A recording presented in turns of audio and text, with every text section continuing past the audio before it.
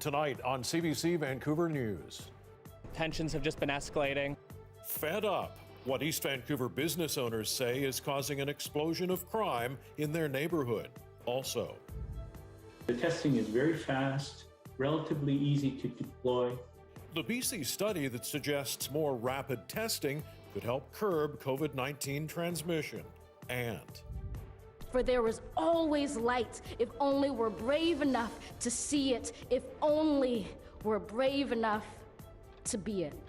America's new chapter. We must end this uncivil war. Democracy prevails as Joe Biden becomes the 46th president of the United States. This is CBC Vancouver News.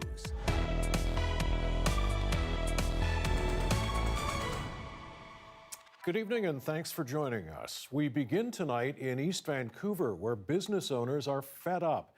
They say the pandemic is driving a big spike in crime, violence, and vandalism. As John Hernandez reports, some are calling on the city to step in and give more support for homeless people in the area. Julian Bentley has worked at this JJ Bean for a decade, but the last year has been by far the most challenging. Unfortunately, we had a gentleman take his life in one of our bathrooms. I'm verbally abused every day. I've been assaulted. My staff have been verbally abused. Just a few days ago, someone started a small fire between the cafe and the pizza shop next door. I took some water, I put it out. I think this upset the gentleman that was there, so he came over to our business and just hurled the burning log at the entryway of the business. Smoke was coming in here. Bentley says since the pandemic, many more homeless people have come to rely on businesses like JJ Bean for shelter and to use the washroom. Staff as young as 18 years old increasingly deal with people using drugs inside facilities and then have to clean up discarded needles.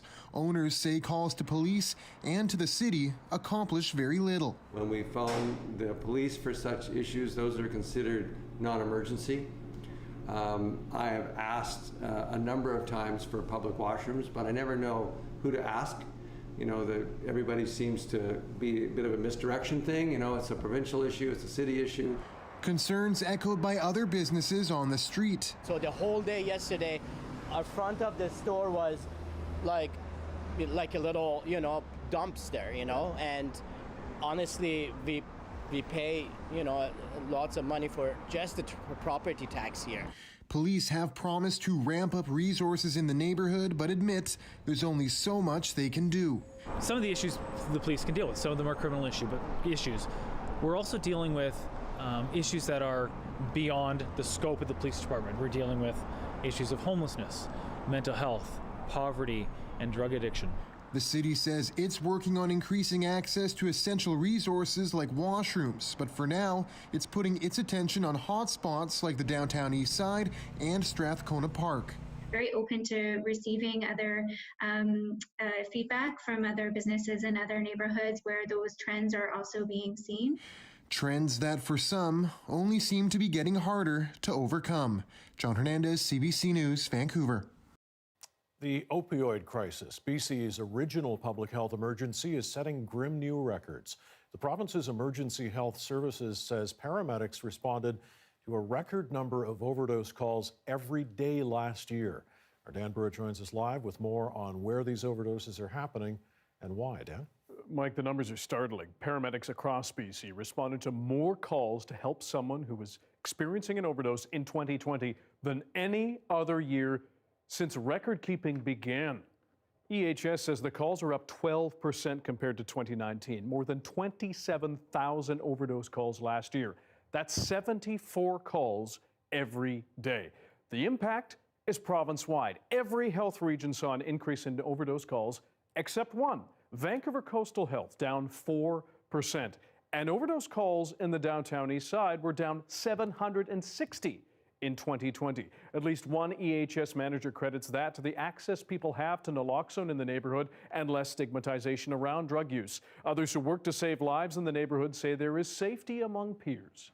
They can test their drugs. They can see what they're going to use so they can be used in a safer manner. So there's a lot more ability for people to be around each other, find out what's in their drugs. We've raised a lot of awareness in the community. But the rise in overdose calls in smaller rural BC communities is startling relative to their populations. For example, overdose calls in Terrace went from 38 in 2016 to 208 last year. Karamias and Seashilt, among others, saw huge rises as well. EHS says the COVID-19 pandemic has worsened the overdose crisis, noting the supply of illicit drugs bought and sold across our province have become more toxic when the U.S.-Canada border closed. The pandemic has also made it more complicated for paramedics to respond to calls. They have to take more time to suit up in personal protective equipment, and communication can be very hard when people are wearing masks. Historically, it would be, a few minutes essentially to take somebody who's an overdose and to be able to apply some artificial respiration through our BVMs, give them naloxone, and it wouldn't take that long to see these people actually start regaining some consciousness. Now it's not unusual to go to a scene with somebody who's heavily dosed, and we could be there for 15, 20 minutes, 30 minutes sometimes. So that adds to the complexity and the duration of each call. Cameron insists, though, that it is not costing any lives for those paramedics to have to take more time to put on that protective gear. They note that this crisis is costing a lot of psychological stress on those paramedics, but help is available with crisis intervention and peer support. And you can read much more about this important story on our website, cbc.ca/BC. Mike. Dan Burrett reporting tonight. Thanks.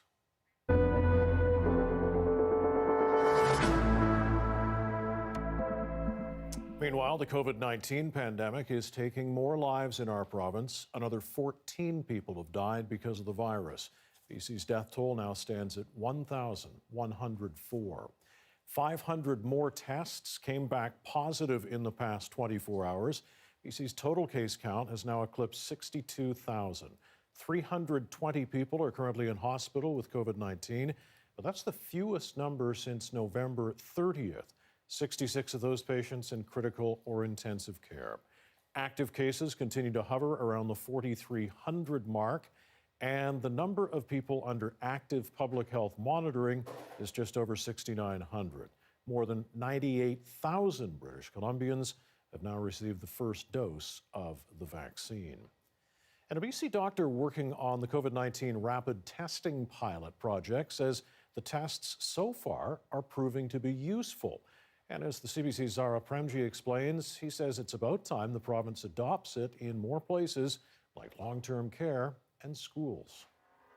Based on my experience, I'm a very enthusiastic supporter of rapid antigen tests. Rapid tests involving a nasopharyngeal or nose swab can take about 15 minutes to deliver results. And while they're not a diagnostic tool, scientists credit the screening tool with about a 75% detection rate for COVID-19. Respirologist Dr. Don Sin has been part of the WestJet YVR rapid testing pilot project since it launched in November. And while the pilot isn't over just yet, he says early data shows rapid testing is a simple yet effective move. I think rapid testing has a certain role to play in reopening the economy safely. Places like YVR in other airports, universities, I would imagine, long-term care facilities. But on Monday, Provincial Health Officer Dr. Bonnie Henry said while she's not opposed to anything that can help prevent transmission in long-term care homes, she believes rapid testing is a tool that will use up a lot of resources. It's the time and the medical people that need to be there to monitor the tests. So we know that it takes at least 3 people. I would be really surprised.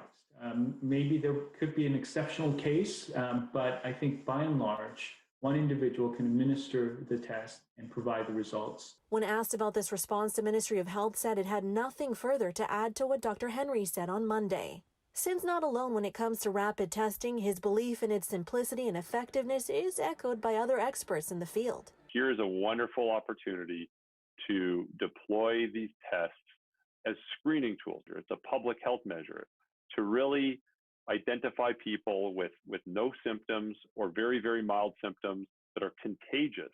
Both say while it isn't a diagnostic tool, its benefits far outweigh the drawbacks, and neither believe it would have to be health professionals administering the tests. They say they'll follow the lead of Dr. Henry, who says she's watching the data and research closely. But if science is her guide, they say science shows rapid testing is the game changer needed right now. Zara Premji, CBC News, Vancouver. BC's COVID-19 curve has seen a steady decline since the start of the new year, but new, more infectious variants of the virus have been detected. As Eva Yuguen-Senge reports tonight, labs are working on fast-tracking how they test for those mutations so that the province's recent success is not quickly undone. When it comes to genetic code, a tiny change could be enough to alter a province's pandemic trajectory. Or it could simply be one single change. You can imagine the difference between the spelling of new versus now. Like, it could be a subtle change that's just one letter different. Data on the UK variant suggests that subtle change could lead to a virus that's 50% more transmissible from person to person. Detecting and isolating those cases quickly is crucial to limiting their spread. And we now have 4 confirmed cases of the UK variant in British Columbia, 3 of whom are linked to one specific traveler and 1 related to an additional traveler. There are no other contacts. We don't believe that this has spread at all. The routine COVID test collected by swabs or gargle does not detect the new mutations. Only a portion of daily tests are sent for complete genomic sequencing, a process that can take as long as 4 days. That's why BC CDC labs are implementing new strategies to detect variants faster. The first is to increase the amount of sequencing we're doing, particularly for returning travelers. The next thing we're doing is working on screening assays to be able to detect the variants of concern in a faster way. Screening samples would only take half a day and would allow labs to test more samples for the new variants. But some say detecting cases of the variants is only the first step to slowing their spread. If an individual tests positive for COVID, we contact the people that they mentioned that they've been in contact recently. And on steroids, what I mean by that is we also ask those contacts to identify the individuals that they have been in recent contact with and really make 2 layers of protection around these new variants. Expanding tracing efforts to that second layer of contacts could push BC's contact tracing capacity to its limits. But Otto says with the curve flattening, now is the time to double down tracing cases of this new, more infectious variant. Eva Yuguen-Senge, CBC News, Vancouver. A big blow for residents of Fort Nelson, BC. Central Mountain Air is stopping service next month to the remote community. Flights will be suspended for at least 3 months starting February 3rd. Central Mountain Air says it's a move to help the company weather the financial impact of COVID-19. It's a big loss for the people in Fort Nelson after years of seeing the rolling back of bus service. Peace River North MLA Dan Davies is urging federal and provincial governments to pony up a financial aid package to try to keep flights in the air. He says losing the service will severely restrict residents from accessing medical and essential services from outside the community. Fired Pan Pacific hotel workers in Vancouver have launched a wrongful termination class action lawsuit. The suit alleges 100 employees were terminated during the pandemic. The union, Unite Here Local 40, says workers, many of whom are women and immigrants, are owed as much as $3 million in severance pay. The union says the Pan Pacific concocted a plan to drastically reduce its staff from 450 workers to just 80. They said the hotel didn't inform workers of their plans, instead sending employees repeated messages delivering false hope, suggesting they'd bring people back. CBC reached out to the Pan Pacific Hotel for comment, but we did not hear back. Well, the pandemic has had British Columbians staying closer to home and closer to the couch, but the Fitness Industry Council of Canada wants to remind us that gyms aren't closed. I think this follows up to Dr. Bonnie Henry's statement that she made last Thursday, January the 14th, where she was able to respond to a reporter by saying that gyms were not the sites of COVID transmissions. And I think that brings a lot of peace to us as British Columbians and a lot of comfort that gyms are open, gyms are safe. And industry reps say they are working with health officials to try to keep people healthy in all regards. Indigenous women and families gathered at Grandview Park in Vancouver today to show support for all Indigenous students across Canada who were shamed or barred for wearing traditional regalia to school ceremonies.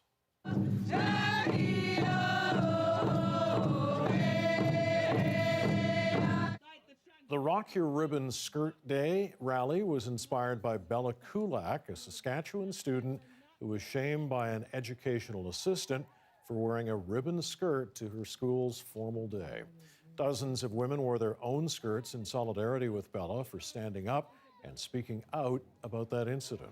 Ribbon skirts and shirts have become a popular clothing item for ceremonial and cultural events, weddings, and everyday wear as a show of Indigenous pride. Well, the man who was arrested for taking a Victoria Harbour ferry on a joyride Tuesday was arrested again, this time for allegedly smashing the windows of at least 14 different buildings in Victoria's downtown core. Police were first alerted to the glass smashing spree after the alarm went off in an apartment just after midnight. At 2 a.m., the man was seen smashing windows with a large wooden pole at a restaurant. He made a run for it, but police were able to arrest him shortly after. They believe there could be other damaged buildings and are asking anyone who may have been affected to report any damage. Police will be recommending charges of mischief and breach of an undertaking against the suspect. His name has not been released.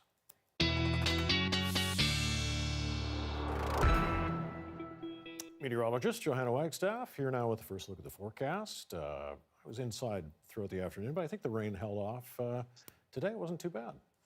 Yeah, we got by with a pretty decent midweek weather day. Mainly cloudy. We had some high sort of altocumulus appear through the afternoon, but mainly cloudy and mainly dry. We'll take it. I want to show you the temperatures right now because temperatures are our big story as we head into the second half of the week. 5 right now at YVR.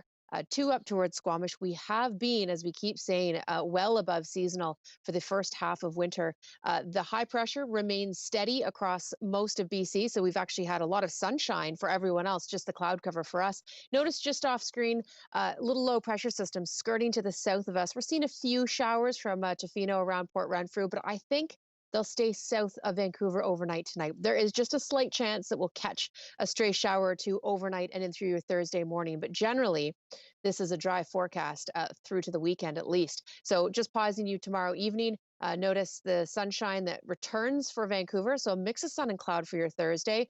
It's Thursday night. Look at that sinking air. We're going to start to notice the chills overnight. So Thursday night into Friday, we're getting that big ridge of high pressure build across the province. And then a little low pressure system off our coast is going to help drag that cold air from the interior out towards the coast for the weekend. Take a look at these temperatures across the province for tomorrow. We do have a lot of sunshine with cooler temperatures and a bit of a mix of sun and cloud in through the interior. Prince Rupert, I know you've had a pretty decent start to your week and you get to keep it going.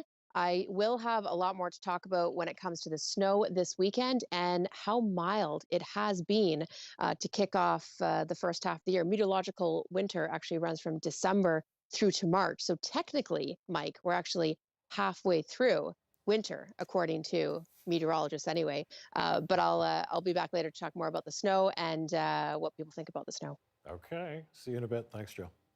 You're welcome. Well, some concerning news tonight about female southern resident killer whales as a study connects noise from boats to the feeding habits of the orcas. Researchers in Washington state have found the impact nearby boats have had on species isn't equal between males and females.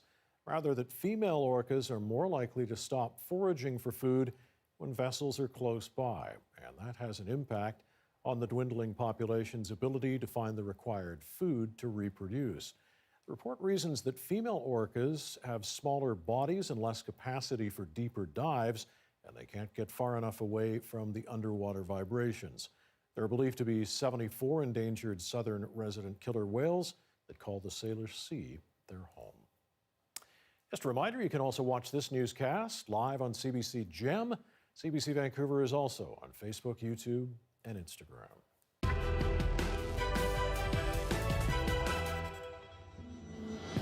An inauguration like no other. Joe Biden sworn in as the 46th President of the United States. He took the oath of office just before noon in Washington, D.C., and in his first formal address as president, Biden went straight to work on his pledge to try to unite a very divided America. This is our historic moment of crisis and challenge, and unity is the path forward.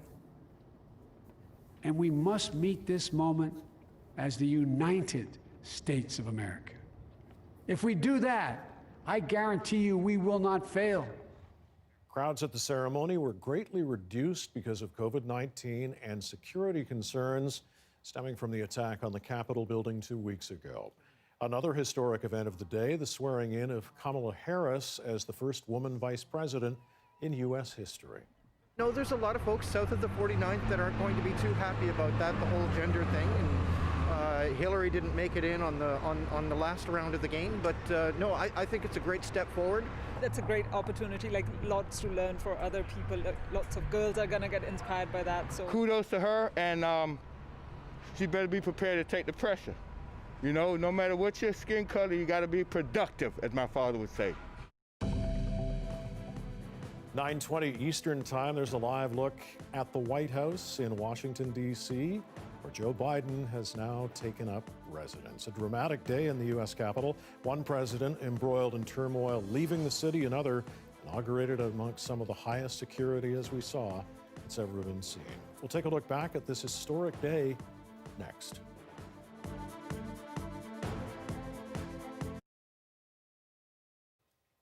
And thanks for staying with us during our commercial-free live stream tonight. Well, several studies are looking into the effects of growing up in these unprecedented times. And for young people, life during the pandemic is intersecting with a critical period of their emotional development. As Talia Ricci tells us, one researcher is looking at what social isolation is doing to their adolescent life through art. Through art, kids and teens illustrate some of the things they're thinking and feeling right now. Researchers believe it can paint a picture of how the pandemic is impacting our youth. We're doing a qualitative research study to be able to look at themes and patterns that emerge over time. Through the project called Child Art, Dr. Nikki Martin has already gathered more than 100 drawings from across the country and from various age groups. I thought it was really important during the pandemic that we hear and understand children's voices. Do you miss your friend? I miss my friend. At daycare, it was, in the middle of everyone all the time and very cheerful. And now you can see that it's very difficult for him. I think it's more difficult to play with someone. Many of the children's drawings show people alone, wearing masks and appearing sad. But Martin says there's also some hopeful imagery. There's this lovely drawing of two hands together intertwined. And that to me feels like this, we're together and this real sense of hope, of connection. Kids Help Phone knows how difficult this has been. Their call volumes have more than doubled from 2019 to 2020, and they expect those numbers will continue to rise. We're seeing young people in really significant distress. Certainly, I would say one of the big challenges for all of us, but particularly young people, is dealing with disconnect, dealing with isolation, and potentially dealing with being disconnected from those that are their regular support network, whether that is their friends, that is their teachers, their coaches. Playing on the playground and playing with my friends. Yeah, how do you feel when you don't get to see your friends? Pass. Martin plans to continue collecting art for the duration of the pandemic. Once this is all done, we'll be able to go back and hopefully it will tell us something about, what children have experienced during the pandemic, what the impact is, and maybe we'll be able to foresee how we can help and support them in the future. Talia Ricci, CBC News, Toronto. Okay, back in just a couple of seconds. Much more on the inauguration of Joe Biden and Kamala Harris and what this new administration means for Canada-U.S. relations. Stay with us.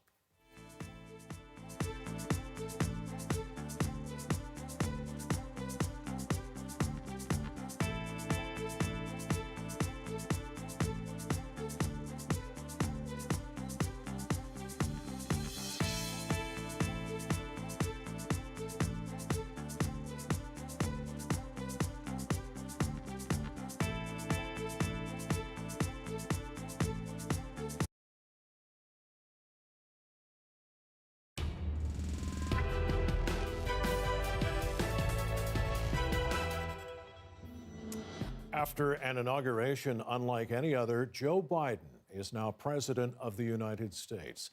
The global pandemic meant attendance was low. The attack on the Capitol building 2 weeks ago meant security was high. Susan Ormiston is in Washington, D.C. tonight and brings us more.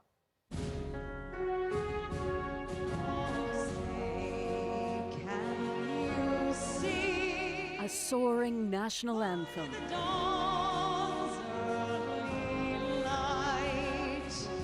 Lady Gaga reminding Americans what draws them together rather than cleaves them apart. Ladies and gentlemen, the President-elect of the United States, Joe Biden with wife Jill arrived at the Capitol, a second home, but on this day surrounded by troops and carrying the stain of an insurrection. I, Joseph Robinette Biden Jr., do solemnly swear. With his oath comes the weight of multiple crises, including the millions of Americans who consider his presidency illegitimate. Take a measure of me and my heart. If you still disagree, so be it. Yet hear me clearly. Disagreement must not lead to disunion. Biden pledged to fight domestic terrorism and build racial justice. The dream of justice for all will be deferred no longer. While conceding that unity at this moment may sound like a foolish fantasy, Biden appealed to America. This is our historic moment of crisis and challenge, and unity is the path forward. We must end this uncivil war. COVID safety meant a slim guest list, giving the ceremony an air of an intimate party, albeit with 3 former presidents, and Vice President Mike Pence, who awkwardly filled a void left by his boss, who refused to show. The new Vice President, Kamala Harris, and the second gentleman, get used to that, I, Kamala Davy Harris, solemnly swear. who watched proudly as she secured her place in history, the first Black and South Asian and female VP. But that soaring achievement missed an in-person, triumphant response, a casualty of COVID. There was a poetic moment, from the oldest president to the youngest poet laureate, Amanda Gorman, who charmed the audience. When day comes, we ask ourselves, where can we find light in this never-ending shade? With the 46th president today, there was simply less me and more us. Joe Biden will move very quickly on his agenda on key things like climate change, immigration, and putting a national structure around the coronavirus, pushing out much of what Donald Trump brought in, as if ushering that chaotic presidency out the door. And one grasp at an unscripted moment as Joe ran with his family, including the grandchildren, up to the White House. The Bidens are moved in now. CBC's Susan Ormiston in Washington, D.C. tonight. Our Katie Simpson is also there over at a very quiet Freedom Plaza. It's a very unusual inauguration today, considering the U.S. isn't exactly known for being silent. But given the fears about security and COVID, the scaled-back celebration seemed to fit. To welcome the president in these strange times, a subdued scene like no other in Black Lives Matter Plaza. Once-in-a-century virus. A few dozen people stand near a speaker as Joe Biden's speech is broadcast live, while others watched on phones. We were expecting it to be a lot different and a different experience, but regardless, nonetheless, I think we're so happy to just be in the presence. The Fenton family traveled to D.C. from California, determined to be here even after the deadly Capitol attack. It was really my aunt who led the charge, and she said, no, I'm tired of being afraid and trying to have a government lead us in fear. We wanted hope. We wanted to feel hope. More than 25,000 National Guard troops patrolled the streets, most of which had already been closed for days out of an abundance of caution. Areas that would normally be packed with revelers stood empty, save for police officers and soldiers who did not appear to be too worried about any imminent threats. Americans were asked to stay home, not only amid security concerns, but also because of the pandemic. 200,000 flags lined the National Mall in place of spectators. And a virtual parade with celebrity hosts took the place of traditional in-person events. For the few lucky enough to participate in this historic moment, it is something to one day tell their kids and grandkids about. It's amazing. It feels like a dream, honestly. I've been excited for this for months. These students from the Howard University Marching Band escorted the new vice president to the White House, a proud moment as Kamala Harris is a fellow graduate. It means the world, and I'm so glad that she was able to break a barrier in government for colored people and for us to move forward and do bigger and better things. I think that we're all excited to see what she'll do and all of the things that she promises. We're very excited to see her take position. It's a day of hope and optimism for these women who would prefer to focus on the future rather than the immediate past. Donald Trump's on his way out right now. Do you have any parting message for the president on his way out? I do not. I am good. Bye, Don. CBC's Katie Simpson reporting from Washington, D.C. as well tonight. And President Biden immediately got down to business once he arrived in the Oval Office, where he found a parting letter from Donald Trump. The President wrote a very generous letter. It's because it was private. I will not talk about it until I talk to him, but it was generous. And as promised, Biden then signed executive orders overturning a number of Donald Trump's signature policies. The new president declared his intention to rejoin the Paris Climate Accord and the World Health Organization. Biden ordered a halt to the construction of Trump's border wall and ended the travel ban on several Muslim-majority countries. He also revoked the approval of the Keystone XL oil pipeline. And it's no secret, relations between the U.S. and Canada were severely tested during the Trump presidency. With the Biden administration, it seems things might be much smoother between the countries. In fact, President Biden's first foreign phone call will be to Prime Minister Trudeau on Friday. But as Evan Dyer reports, there are still some major issues to iron out. We're very unhappy with the negotiations and the negotiating style of Canada.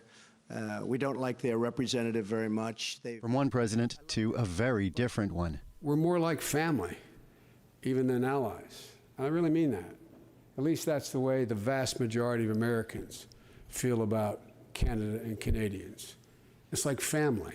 One thing that will change right away is the tone. We just, if you don't do it my way, I'm going to squeeze you on your autos, your aluminum, your steel. I'm going to cut you off. I'm going to, he was so hostile and negative. I'm just so thankful we can move on from that now. Differences over trade will remain, though, and the new administration's talk of Buy America is one cloud on the horizon. At least we'll be dealing with an adult in the room. Everybody's glad to see him go. The new administration, though, is going to have its challenges because I think Biden is really going to try to wrestle back the whole protectionist argument that Trump had stolen from the Democratic Party. And certainly we've tried over the years to talk about buying North America, and we have had some success in that. We have had some success in carving out Canada out of Buy America provisions. And, I think in the past, over various administrations, it's been a continuous game of whack-a-mole. But what it does is it also forces Canada to think about our response. Will we have a Buy Canadian strategy? Joe Biden is the first American president in modern times to come to office with the border closed. So how are we going to get that border open? And those plans need to be put in place now. And what that's going to look like. That David played. Biden's first job is to get some control over a virus that's killed 400,000 Americans. But he's made it clear the climate crisis is also an urgent matter for his administration, with executive actions on his first day in the Oval Office. One, a welcome decision to rejoin the Paris Accord.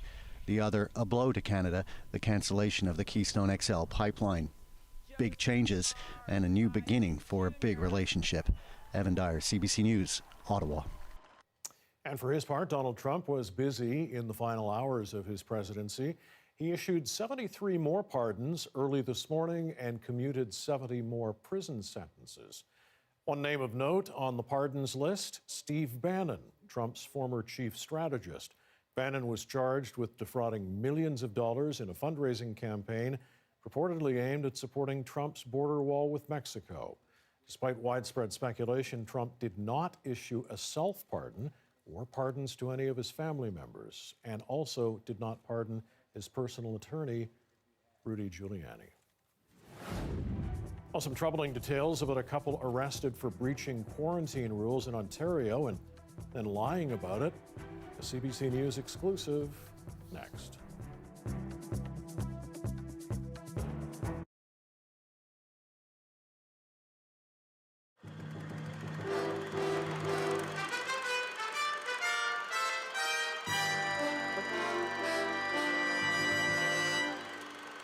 Never Cry Wolf. That's what Farley Mowat called his book about wolves. It's now a movie. And Never Cry Wolf is what he's telling the government of British Columbia, which plans to use helicopters to kill 80% of the wolves in the Peace River country. Jerry Thompson reports. Killing wolves would be controversial no matter how it was done, especially now that Farley Mowat's book, Never Cry Wolf, has been made into a feature film. People who've seen the movie come away with the idea that wolves eat more mice than they do caribou. But big game hunters say that's just not true. Wolves do eat mice, but it's a myth to think that wolves only eat mice. Wolves eat 10 or 12 pounds of good red meat a day. And if you get 15 or 20 timber wolves in a pack, they can eat a deer a day, and I have seen them do it.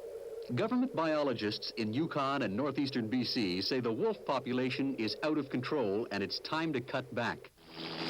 Using helicopters and shotguns, they will hunt timber wolves from the air. 4 o'clock. The only problem is, with government restraint, the BC Wildlife Branch cannot afford to rent the helicopters. So the hunters, the Wildlife Federation, are holding a lottery to help pay for the helicopters.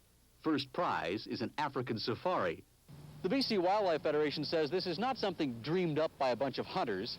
It's a government-approved program researched by a biologist who says it's necessary because too many wolves are killing too many caribou.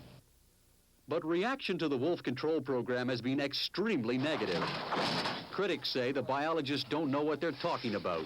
They certainly do not know how many wolves are left in a province, and I am concerned that already we have wiped out too many of the wolves for future populations of the wolf to survive. I think that what one should do with a government like that is to reverse the procedure, that they should be put down in the woods, and those of us who disagree violently with them should be up in light aircraft with machine guns looking for them. Hunters say moose and caribou herds are being killed off because there are too many wolves. The critics say nobody really knows how many wolves there are. Jerry Thompson, CBC News, Vancouver. But the Minister of Forests says it has never been demonstrated that logging is a significant factor in flooding. Waterland notes that during last week's flood period, there was nearly 6 inches of rain in a 24-hour period. Combine that with a heavy snowpack and warm weather, he says, and you're going to get some flooding. But the residents claim that logging did play a big part in the flooding and vow to continue their fight for government compensation. And not only that, but they want cabinet ministers, as many as possible, to visit their devastated area.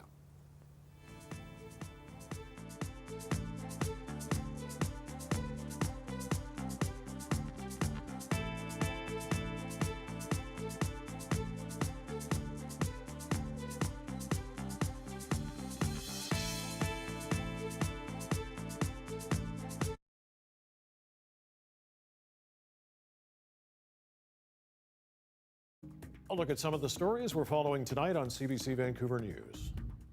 I've had everything from burning logs thrown at the front of my cafe.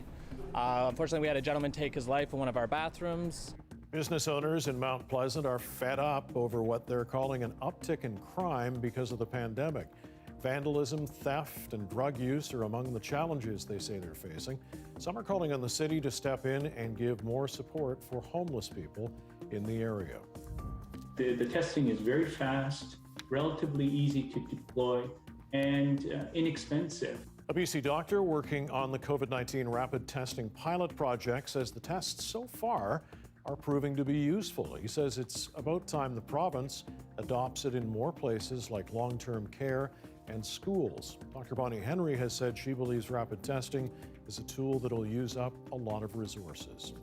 And Dr. Henry is reporting 14 more deaths and 500 new cases of COVID-19 in our province. 320 people are in hospital, 66 of those patients in intensive care. Hospitalizations are at their lowest level since November 30th. More than 98,000 people have now received the first dose of the vaccine.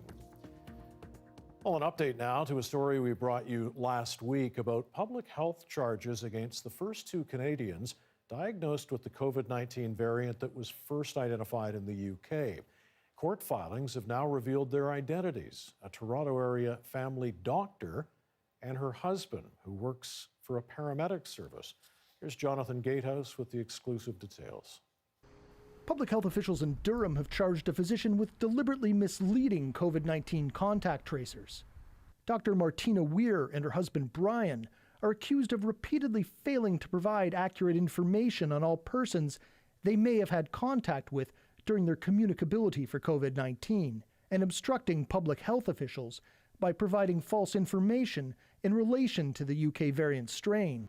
CBC News has learned that a close family member of the Weirs traveled from London in mid-December to spend Christmas with them. Brian Weir works as a scheduler for Toronto Paramedic Services. Dr. Martina Weir works at 2 Durham Region long-term care homes and 3 Lakeridge Health hospitals. A spokesperson for the long-term care home says Dr. Weir was off work for more than a month and that there are no concerns about risks for residents. An internal review of Weir's employment is now underway. Very serious. This bioethicist says the public has a right to know about accusations against healthcare workers. There's no question that healthcare workers have an elevated moral responsibility. You know, you're in a position of trust with the public. The UK variant was only detected in the couple by chance when their positive COVID-19 tests were screened for it at random. In a statement to CBC News, lawyers for the Weirs say they will be pleading not guilty and will vigorously defend the case. The couple's first appearance in Provincial Offences Court is scheduled for March 10th, and if convicted, they could each face fines in excess of $5,000. As for Dr. Weir's licensing body, the college says countering public health best practices at any time, including during a pandemic, is not acceptable behavior, and that any complaints will be thoroughly investigated. Jonathan Gatehouse, CBC News, Toronto. When you're 100 years old, you're going to need a bit of tender, loving care every now and then. What it takes to get an historic tugboat back in tip-top shape, coming up. And at 6:42, a live look at downtown Vancouver on this Wednesday night. Another decent day on the South Coast. The rain held off, but change is coming. Johanna will tell us all about that next.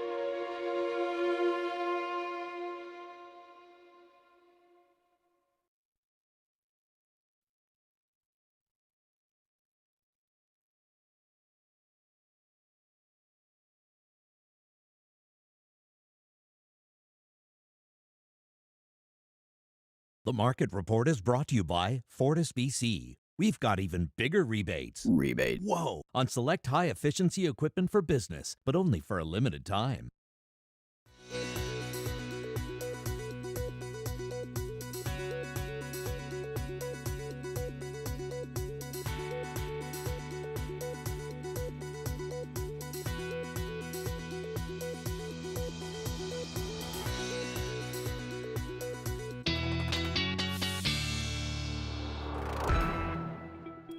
Johanna Wagstaffe back with us now. As I said to you earlier in the week, I've got the salt, the shovel on standby. Haven't needed anything yet.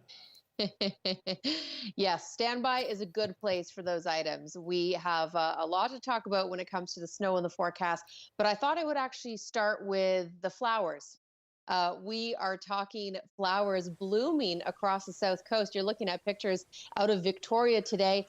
Not just in Victoria, though. I know we've seen signs and buds in through Vancouver as well. It has been an exceptional start to the winter season. We really have only hit that seasonal mark for daytime highs a couple of times over the past few months. Just gorgeous. We could be looking at pictures out of early April here through Victoria. When asked about the snow, here's what people in Victoria were thinking. Take a listen. I grew up in the snow, so a little bit of snow is better than something you got to shovel, right? So, I'm saying that we don't need it. I'm saying Victoria is the most beautiful part of Canada, and we can do without it. I like the snow. I'd be happy if it snowed. I feel like we haven't had enough snow this year. So that's true. Usually we have a little bit more than we did have. We usually have a lot more for this time of the year, at least. For this time of the year, we've had 1 or 2 snowfalls. This is a snapshot of the upper level atmosphere, and the darker pinks, that's really the Arctic air, so the minus double-digit temperatures that we will see it filter into BC. Now, this polar vortex is actually tracking westward as we head into the forecast for the weekend. A little unusual pattern, but it isn't out of the question that at the upper levels we see patterns retrograde backwards. So starting Saturday into Sunday, notice those pinks creeping in across the province, and a little offshore low will help pull that cold air down towards the South Coast, meaning it will likely be cold enough for snow for everyone Saturday night into Sunday. Just taking you through the rest of Thursday. First of all, we do have a nice mix of sun and cloud, as I mentioned earlier. Friday clearing right out as we get into that high pressure ridge. Friday night, we're going to notice those temperatures really begin to drop down. But even Thursday night, as I take you through the Thursday into Friday morning forecast, will be sub-zero. So could be looking at some frost on the roads and then a couple of degrees below zero for Friday night. Watch temperatures begin to drop in the north for Thursday into Friday. But these temperatures add another, will drop them another 10 degrees. We'll be ending up in the minus 15 range for places like Dease Lake, Fort Nelson through the Peace. We get that cool down again for Friday into Saturday, and then Saturday night into Sunday is when the snow is expected to start. We know we have the cold air. The second ingredient that we need, though, is the moisture. So I will keep you posted on just how much snow we're going to get, and it'll likely change over to rain. But I'll keep talking about this for the next 48 hours. Well, we wouldn't expect anything else. Thanks, Joe. Okay, good. You're welcome. Well, the SS Master, the last surviving wooden-hulled steam-powered tugboat on Canada's west coast, got some repairs and restoration work done over at Seaspan's shipyard in North Vancouver. The historic tug turns 100 next year. The CBC got a tour of the boat and learned about its long history. She's the last of her type. She's absolutely the last of her type.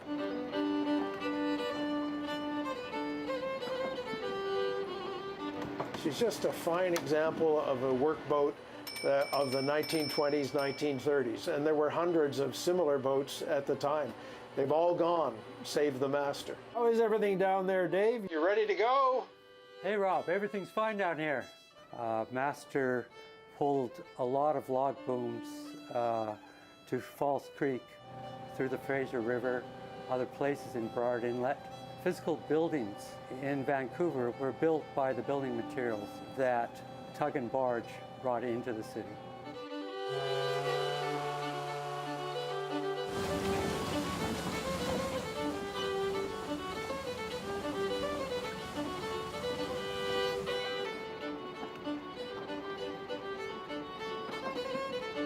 It hasn't been easy. Master's sunk twice. She's been rebuilt twice. But somehow she carries on because people are passionate about Master.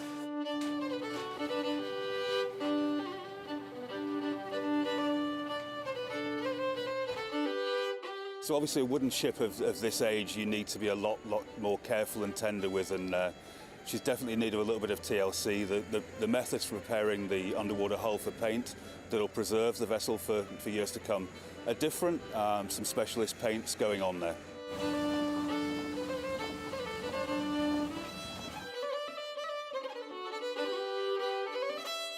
We're really anxious that she get a major restoration effort and be preserved to educate people about the history of maritime commerce in British Columbia. Okay, did you promise to get in shape this January? What about your pet? Hitting the gym with your best four-legged friend. Next.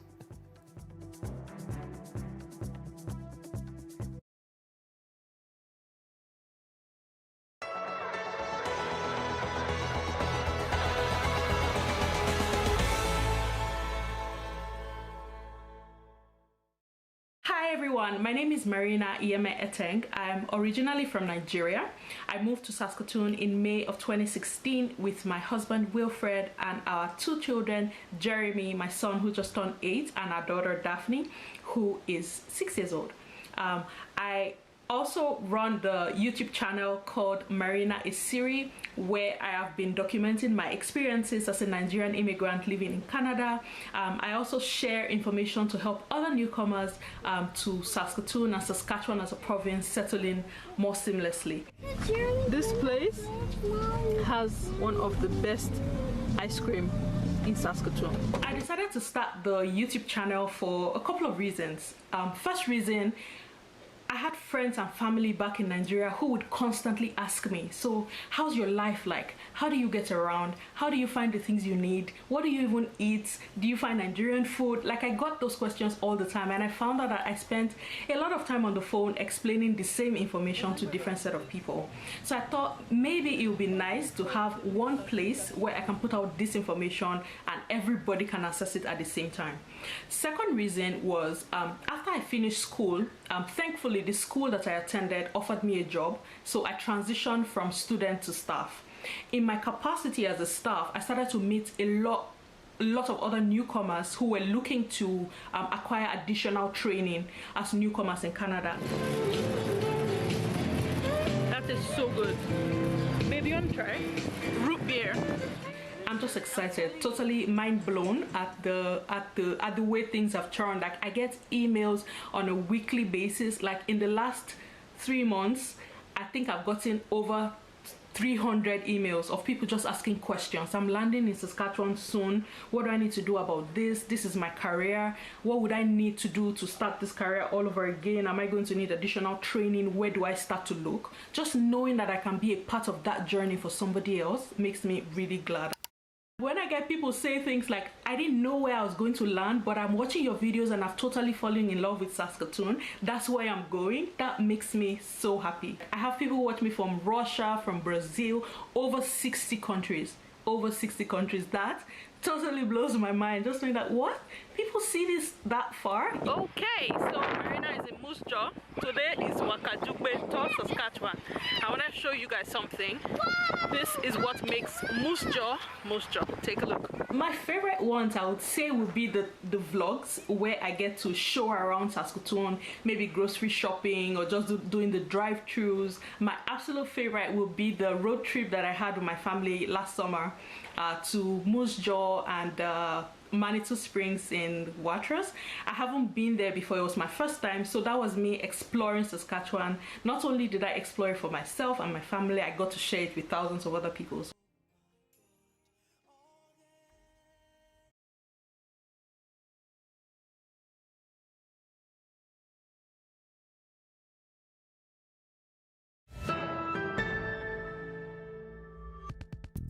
Here's a question for you. Does your pooch have a paunch? Rodney, don't listen to this. They may need a trip to a gym for dogs. Yes, enter Winnipeg's Dog Dash. It launched back in December and bills itself as the city's first mobile dog gym. Our colleagues got the inside scoop from the gym's owners. Hi, I'm Tito Ramirez Urbina. I'm with Dog Dash. We run your dogs in our mobile dog gym, which is climate controlled. We come to your door and we run your dog for 30 minutes. Want to go for a run? You want to go for a run? Okay, let's go for a run. Come on, let's go. When it got colder, I didn't want to run anymore, and I was looking for alternatives. We started looking at other things we could do, and we came across in the US, they had something similar, mobile dog gyms, and I said this would be perfect for Winnipeg. So we started looking more into it, and we brought it, and here it is, Dog Dash. So we pull up to your home, and the first step is to bring your dog in, introduce him. Your dog doesn't know us, so we encourage you to come with us so you could, cheer on your dog, get it comfortable with us.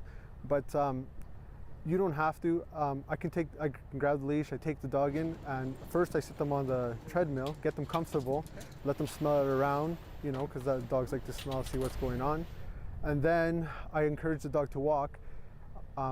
So I move, and our treadmills are self-propelled, so they're non-motorized. That means that the dog keeps the pace of the treadmill. So if your dog doesn't want to run, your dog's not going to run. We have one client, the lady who fell last winter, and she hurt her shoulder. So every time she takes her dog out for a walk, a slight pull hurts her shoulder, sends a shooting pain. And when she heard of us, she thought this was a really great idea for her because her dog is very energetic. And she found that this was a good alternative for her. We have another woman who had a stroke and she can't take her dog for a walk anymore. So she was happy to come across our ad on Facebook. And yeah, she's happy, so we walk both of her dogs. Let's go, let's go, let's go, let's go. There we go, come on. Let's go. We have 3 different treadmills, one for a small dog, one for a medium-sized dog, and one for a big dog. And I've done a dog as big as a Newfoundlander and dogs small as Chihuahuas. And yeah, they're self-propelled, non-motorized, so the dog keeps the pace. And yeah, they're specifically designed for dogs. Let's go. Let's go.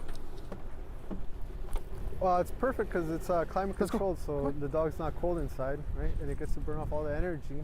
And once it's done, it feels fully relaxed. Usually they go to sleep, or they go inside the house. They go back home. They lay down. They eat. That makes me feel happy because I'm helping the owner out, and I'm helping the dog get its daily energy or its daily running exercise. Your Rodney's in fit and fighting shape. Can't imagine needing that. No, but when we start to get into those minus temperatures, it does look a bit intriguing, I will say. Good point. Good point. Yes. Max, the almost 15-year-old wiener dog, if there are treats involved, he might. He just might. Burn off as much as he eats, yeah. Exactly. All right, just a reminder, you can always watch our newscasts online at cbc.ca/BC. We're going to leave you now with highlights from Inauguration Day in Washington, D.C. Have a great evening. Kamala Davy Harris, I solemnly swear that I will support and defend the Constitution of the United States. that I will support and defend the Constitution of the United States Against all. I, Joseph Robinette Biden Jr., do solemnly swear that I will faithfully execute the office of President of the United States. office of President of the United States.